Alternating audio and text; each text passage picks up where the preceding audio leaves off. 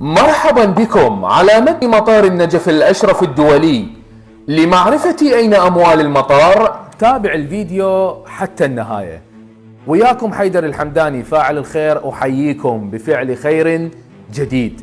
هواي ناس صارت تسأل فلوس مطار النجف وين، بما فيها رئيس سلطة الطيران المدني بالعراق ما يعرف عائدية المطار وأموال المطار وين تروح. مستعدين تعرفون فلوس المطار وين؟ جاهزين؟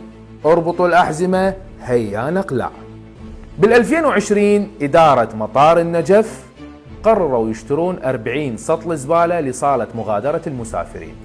هاي السطولة شوفوها، قلبوها يمنى يسرى، ركزوا لي بيها، خمنوا لي ايش قد سعر السطل الواحد. خمن، مالك خلق تخمن؟ أنا راح أعطيك السعر. سعر السطل الواحد 9 أوراق ونص. إي والله. القيمة المالية ل40 سطل زبالة 3 شدات و80 ورقة. أنا واحد من الناس حقيقة من أشوف هذا السطل وهاي التكلفة المالية مالته ما ذنبي زبالة. شرعا ما يجوز. هذا السطل يا أما واحد يلتقط يمه صورة تذكارية، أو ياخذه وياه للبيت يطبخ به تمن ومرق، لأن مستحيل نلوث سمعة هذا السطل وقيمته المالية بنفايات. 9 أوراق ونص أذبي زبالة؟ جريمة هاي، حقيقة جريمة. 9 أوراق ونص هذا السطل شو ما أعرف حقيقة. فهاي جزء من أموال المطار تروح لمن؟ لسطولة الزبالة. خلصت؟ لا أخوان. بال2021 وخلال الزيارة الأربعينية إدارة مطار النجف قررت تزود موظفيها بوجبة طعام غداء وعشاء لمدة 20 يوم باعتبار اكو زخم على المطار، فالموظفين باقين بالمطار، فجهزوهم بوجبة غداء وعشاء. سووا عقد قيمته 390 ألف دولار، كل موظف 13 دولار يوميا ينطونه بوجبة الغداء تمن ومرق ولحماية، والعشاء شيشين كباب، واذا غيروا سووا لهم قص دجاج وقطيه بيبسي وصمونتين. بس لو مطينهم 13 دولار مو احسن؟ لو رايحين لهم لاقرب موكب مو افضل من هالخسائر هاي؟ تعطونهم رصيد، تذبحوا لهم غزلان، شنو الفيلم؟ فجزء من اموال المطار راحت وجبات طعام لموظفي المطار اللي ما راضين على هذه الوجبات اصلا وصارت مشاكل بوقتها. خلصت؟ لا. إدارة مطار النجف بال2019 قررت تسوي حمامات صحية. هاي اللي جاي تشوفوها،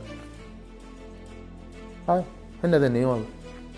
سووهن ب105 ألف دولار مجموعة صحيات، 105 ألف دولار. صارت كورونا، شوف الحظ، ماكو مسافرين، ما حد استخدمهن، فقرروا يسووا لهم صيانة بال2021 ب37 ألف دولار، يعني 3 شدات و70 ورقة بس صيانة. رجعوا أيضا بعد فترة وبنفس السنة يسوون صيانة أيضا لهذه الحمامات ب33 ألف دولار. يعني هالوصولات بس هالوصولات اللي قدرنا نحصلها. اكو بعد وصولات لسلف ومبالغ مالية فقط لتأهيل هذه الحمامات. وانا هنا اسأل هذا المسافر اللي يطلب هالحمامات شو يقطف؟ حقيقة شو يقطف هذا؟ شنو هاي كل 3 اشهر مسوي لنا اعادة تأهيل وصيانة؟ شنو خير المسافر ايش عنده؟ شايل شي؟ شارب شي؟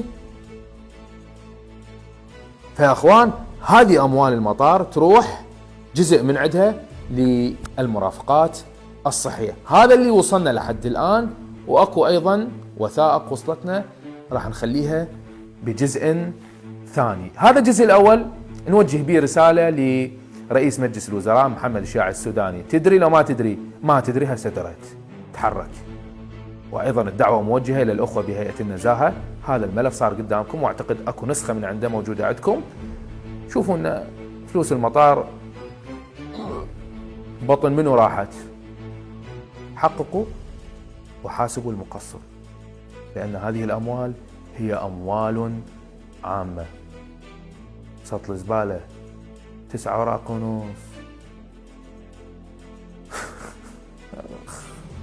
اخواني امشي عليكم والله محمد، وعلى اللي يشوف هذا السطل لا ذبي زباله، اخذوا لي صوره تذكاريه ودوا لي اياها على صفحتي. السلام عليكم ورحمه الله وبركاته. وبالنهايه انا شنو؟ فاعل خير.